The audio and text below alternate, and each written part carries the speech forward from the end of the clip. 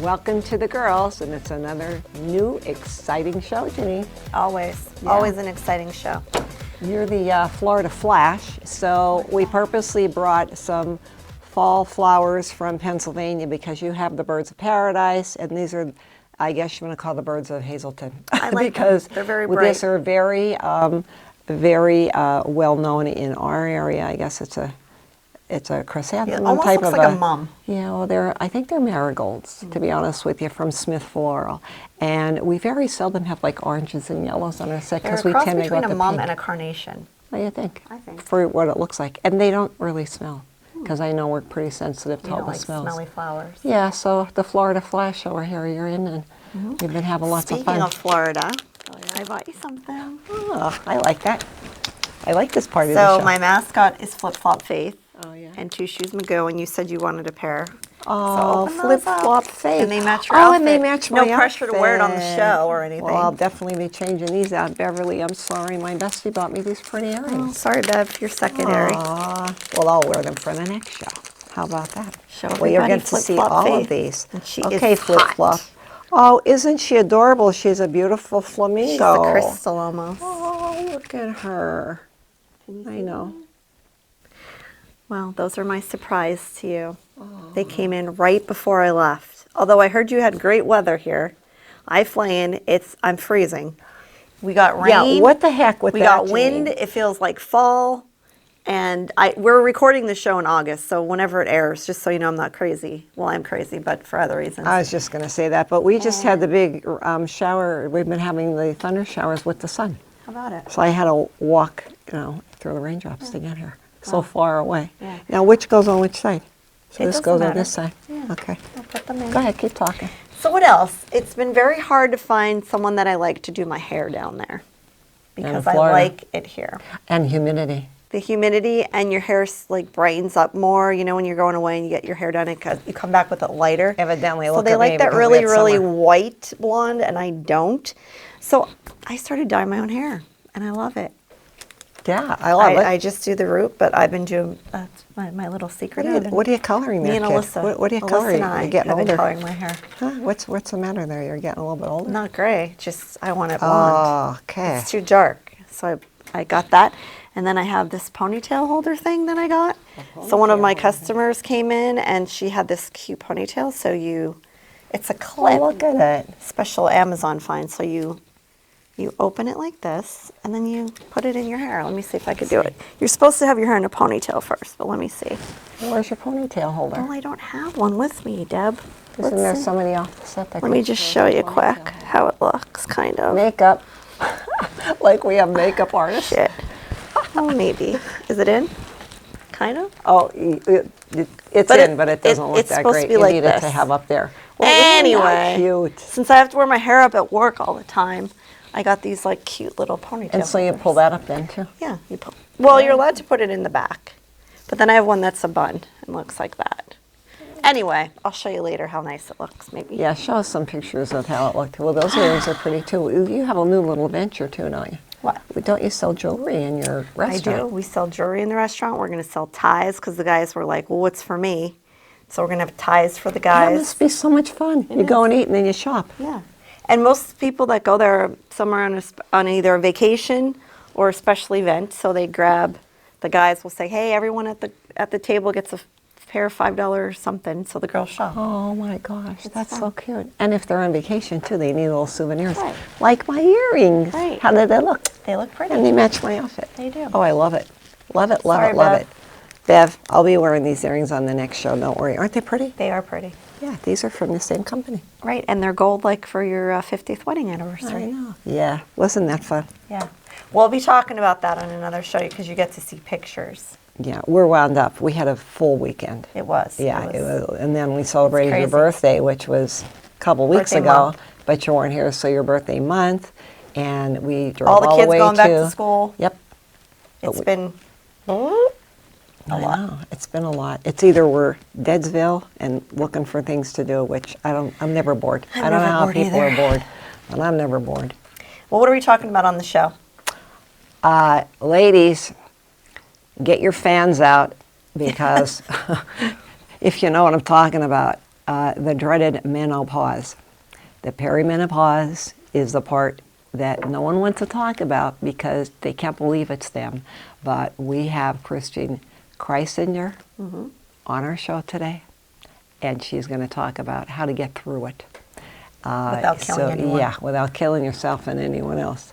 Because it's really a whole, when they talk about change of life, it changes your entire life. Well, it's like the change of life that goes on forever, and every decade it's like, is this ever going to end?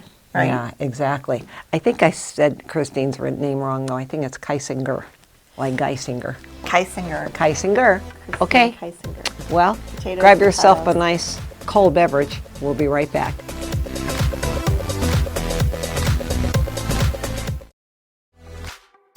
Welcome back. You're watching the girls here on SSP TV.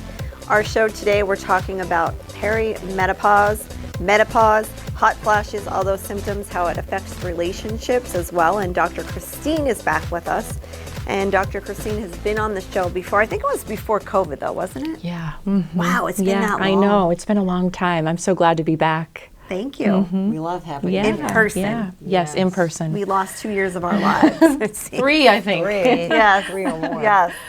So give everyone your background if people don't recognize you or remember you on the show before. Well, I was a university professor for 30 years. I retired in 2018. And my work since has really been in the area of leadership development. I work for a lot of organizations across the nation doing leadership development training. I do a lot of executive coaching.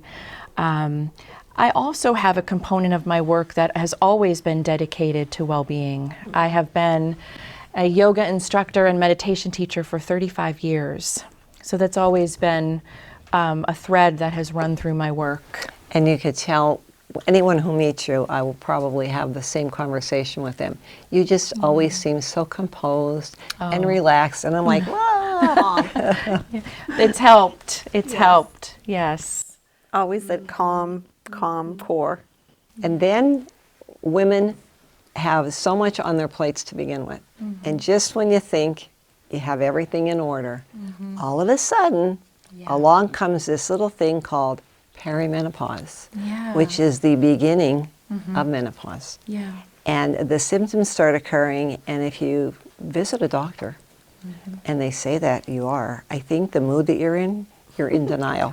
Because, I don't know, that word seems to have a bad connotation for women, as if it means you're getting old or you're no longer viable or whatever. I don't know how people react to that word.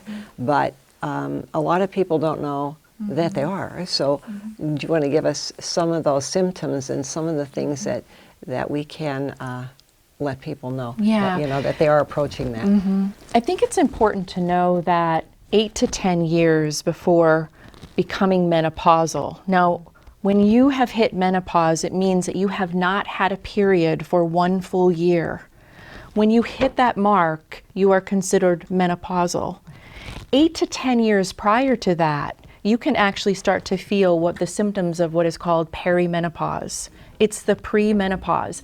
There are some women who experience perimenopause as early as their late 30s, but typically it comes on mid to late 40s. Now, the classic signs and symptoms of perimenopause are things like the hot flashes, the night sweats, which is changes in what is called your vasomotor system inside of the body, and that controls regulation of your body's temperature, which just goes into complete chaos. But there are so many changes that happen when there is a drop in that beloved estrogen. That's what it really is. Estrogen is necessary for every single system in our body, for the way that our brains work, for our emotionality, our key significant glands like the thyroid gland, the thymus gland, our gastrointestinal system. A lot of women start to experience changes in the way that they're digesting food, changes in their bowel functioning. It impacts our muscles, our joints, our fascia, which can ache. It's so fun. and suddenly all feel sounds so fun. arthritic. But I think that one of the biggest indicators of perimenopause is this sense that I'm not myself. I remember when I was going through it, dealing with my children, and something would come out of my mouth and I would think, where did that come from? That anger, that irritation, sometimes rage, isn't me. And I had no idea that this was all part of perimenopause. Right. And you have no control because it just takes over. And that's why when they call it change of life, that whoever coined that phrase, they hit the nail on the head because it changes every aspect of your life. Yeah. How you feel about yourself, how you think other people perceive you. And when you're mentioning some of those symptoms, the brain fog, I think, is one of the hardest things because if you're in business or you work or you're used to a routine and you're in charge of things and then all of a sudden they become such a chore for you and you just forget the simplest things.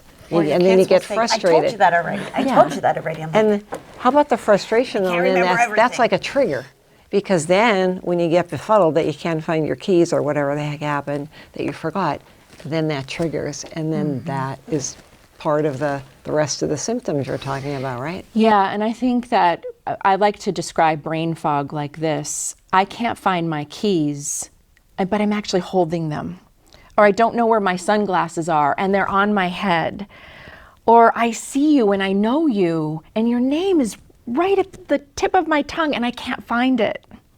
And those are incredibly unnerving symptoms, especially for high-achieving women who just have it together and suddenly feel like they don't. And I actually become angered when I think about, why didn't anyone describe this to me? How did my grandmother suffer? What was my mother's experience? Why is this shrouded in secrecy and shame? And there are so many of us that are living in this desperation, not knowing what's happening. And some know what's happening, but they don't know how to handle it, and they don't know who to reach out to. I was fortunate enough in our family that we were very open about things, and my mother told me as a very young girl, from this day forward, your body will change every day. And just when you think you know yourself, nope, it's going to change again till the day you die. And the disgusting, then of course I went on to nursing school, so I was able to understand it from a medical side. But there were certain things that Janine would tell me, and she'd go, I have this sort of, I said, honey, calm down. It's just, how old are you? Okay. And I wouldn't say what it was, but I'd say, just bear with you, your body is changing again, right? it's frustrating. It is. And if you go to the doctors and maybe you have symptoms and maybe they'll brush it off, and people have told me this, that they'll brush it off, oh, you're not in menopause yet.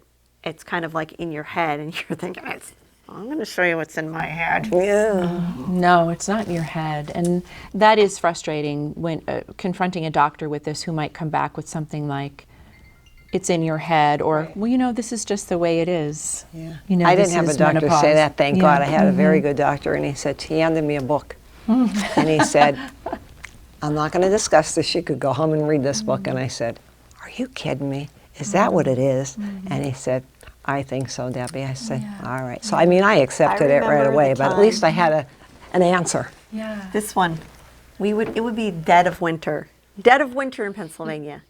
And we would all be in the car. My dad would be driving. My mom would rip off her jacket, put down the window. We would be freezing. And she'd have her head out the window, and it'd be snowing, and it would be so cold, and we'd think she was nuts. And I said, shut up, I can't get cold, but you could get warm, put another jacket on. Until you It feel was that- like hell. That inferno in your body where you feel like you're frying from the inside out. You don't, guys won't understand it. And the way. claustrophobia that Yeah. comes with it. Or in the middle of the night when you're just you wake up and it's like, when you're sick and then you have the chills and you're hot, then you're cold, and you wake up sweating and you're thinking, what in the God's name is going on? Yeah. Yeah. That's it. It's a fun time. And I think that there's loss attached to this. My body doesn't look the same. My body isn't behaving in the same way. My maybe perhaps my periods are irregular, or they're too heavy, or they're too light if I haven't yet reached that year mark. And everything's different. Everything's different. And who I was isn't accessible anymore. And I think we don't mourn that enough.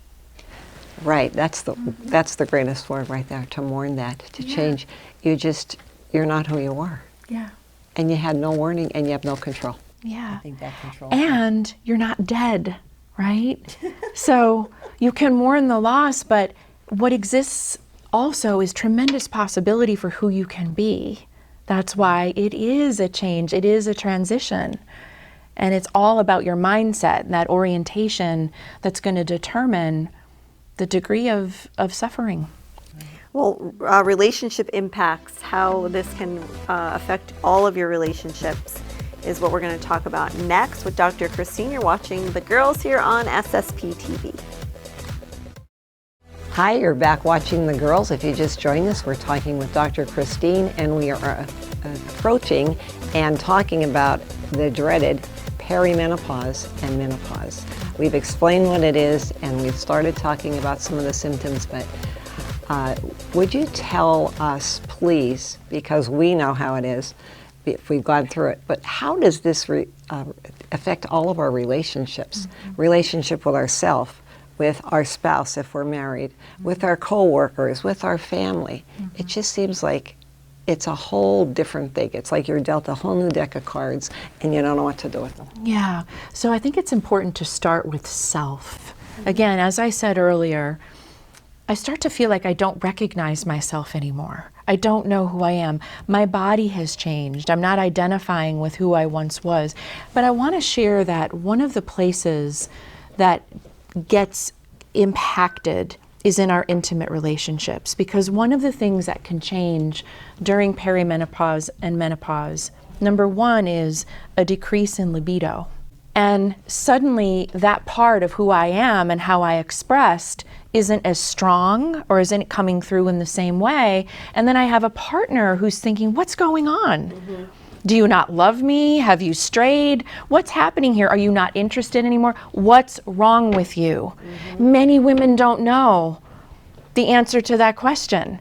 It just might be perimenopause, menopause. So I think that the more educated we are about what's happening in our bodies, the more we can convey to our partners what's happening in our bodies and in our minds as well, and our emotionality related to physical closeness and intimacy, which is such a critically important part of an intimate relationship, so that our partners have a better understanding. Oh, there is a shift that's happening here. Now we need to transition together. This is not her problem. This is our challenge now to surmount together. And there's a plethora of research out there and resources out there that talk about how we can comfortably engage in sexual intimacy, for example, in ways that can keep us connected, but we have to work together on that. It's not going to be the same. What a key word, that keeping connected. Just so that you're on the same page and that you feel connected.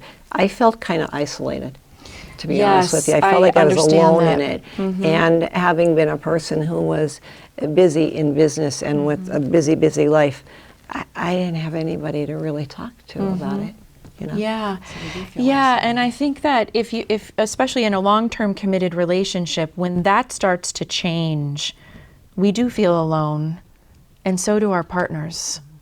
And it's important not to feel alone, which is why we should have very open dialogue about what's happening here. Communication is key. Yeah, I mean, the truth is, physically speaking, the vaginal wall changes so much that it deeply impacts how sex feels. It can be quite painful. Well, your estrogen level is shot. Yes. I mean, so Yes. everything that you had before is no longer there. And you're just, I used to describe myself as just being, I just feel drained. I just Yes. feel drained. You have no energy. Yeah. How do you explain it to your children? You know, mommy's just tired. Yeah, You know, so I don't know how to and explain it to you. that's a really good point, because now we're talking about how does perimenopause, for example, impact my parenting. Suddenly I feel like I'm flying off the handle. Or I remember there were times when just sounds felt so much more acute to me. And my children were rather young at the time. And so the sound of their feet, against the floor could drive me crazy, right? Stop walking. Stop chewing that popcorn so loud. But mostly it's our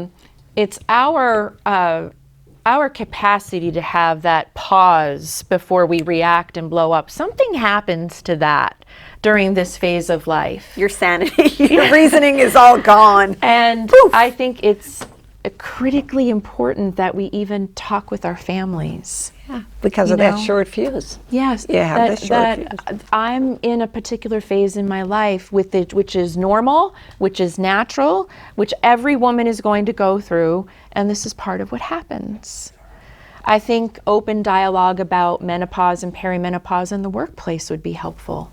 Oh yes, especially where you have women and men working, because a lot of times you'll say to the guys, the guys will be, watch her, she's really Crazy. She's crazy. She's she's flying off the handle and whatever. It's But, so important that we start to eliminate that kind of language around this.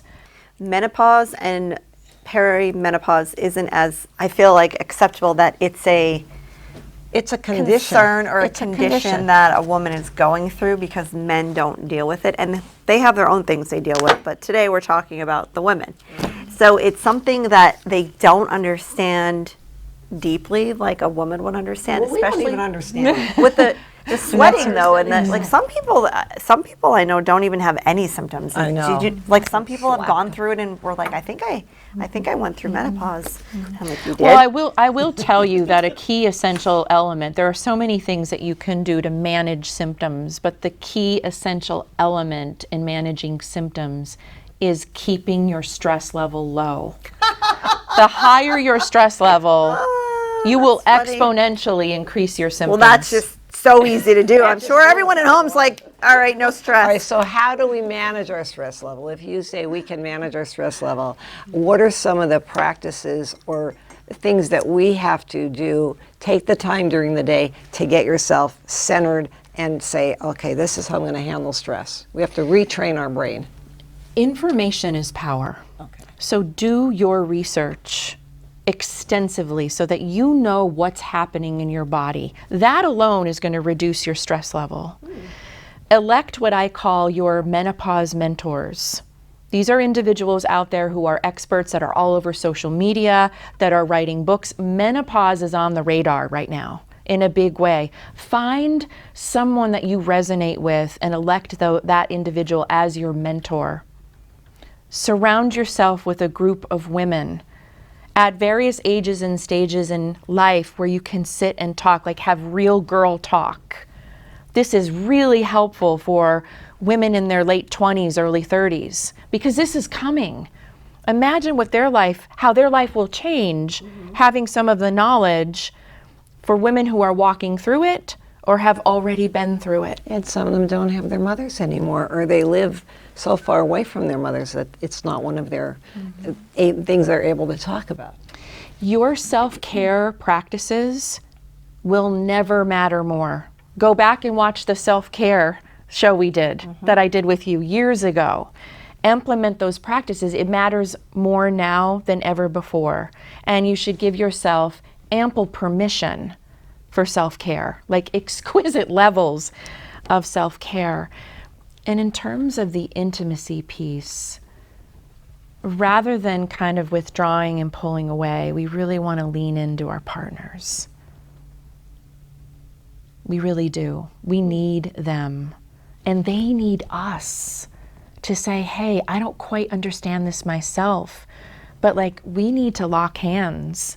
We got to walk through this together. Well, we appreciate you coming on the show again. Thank you. It's such an important topic. You have a website that people can go through. You have Yes, social yes. media, so you can reach out to Dr. Christine. I'm sure she'll be on again, but there are many topics that you can help them with, relationship-wise and self-care. The menopause that we talked about today, we just hit on the tip of the iceberg on the menopause. Yeah. But we're The tip of the iceberg. that's right. Let's stay Exactly. cool. Let's stay Exactly. cool, my Let's friends. stay cool. Let's stay cool. Exactly. Well, we'll see you next time on The Girls, and keep watching, because you can watch us on SSP TV on your television, all your devices. You could go to ssptv.com, check us out on the website. We're everywhere.